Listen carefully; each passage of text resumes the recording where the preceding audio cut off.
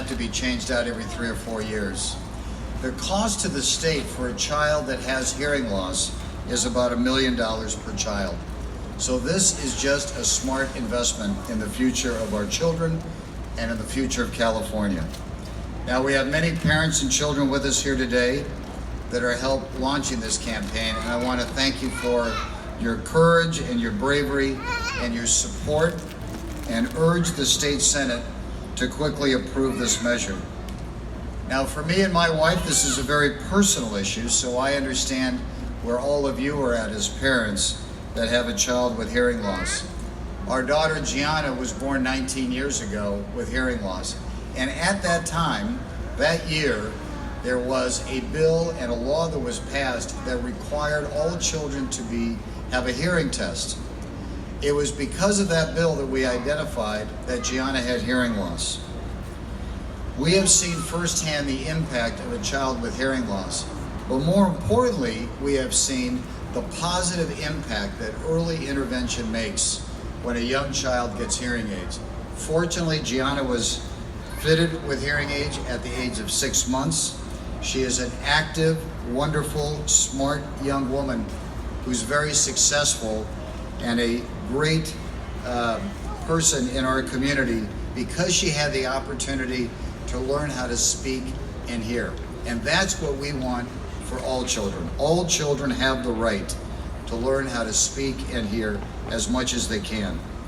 So what I'm going to do now is I'm going to introduce Deborah Schrader, who's an educational specialist whose expertise is working with children that have verbal and auditory needs, and she can share her professional experience with this.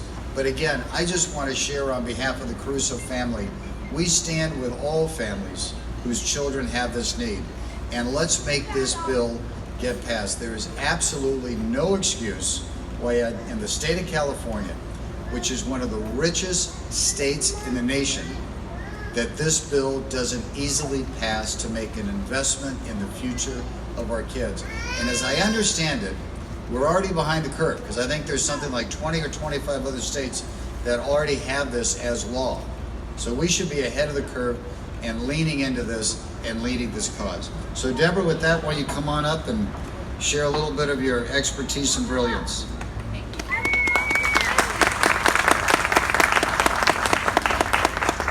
Good morning. My name is Debbie Schrader, and I'm the educational specialist at the USC Keck School of Medicine's Department of Otolaryngology. Every year, I meet with thousands of children who are deaf and hard of hearing who receive hearing health care at the USC Caruso Family Center for Childhood Communication. And I help these families understand what their diagnosis means for their child's development. For children who are deaf and hard of hearing, whose families choose listening and spoken language, early access to spoken language is essential to developing lifelong communicative competence. Today I'm here on behalf of these children. I'm here in support of AB 598. Language learning begins at birth.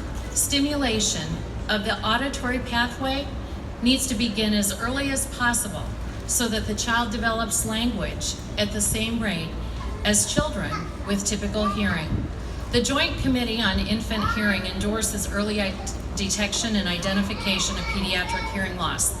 The group recommends screening at birth, identification of hearing loss by 1 to 3 months of age, fitting of amplification by 3 months of age, and enrollment in early intervention by 6 months of age, to decrease the potential for costly delays.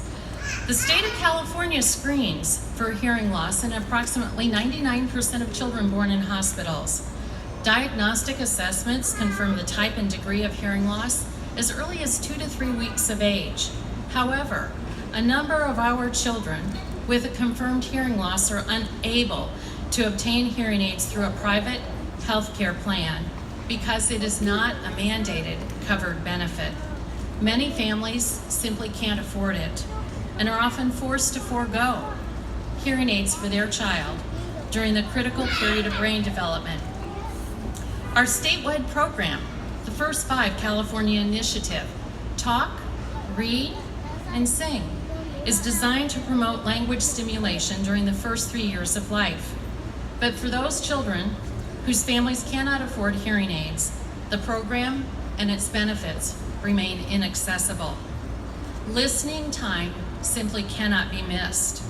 A young child who is deaf or hard of hearing, who lacks hearing aids, misses months, maybe years, of access to spoken language.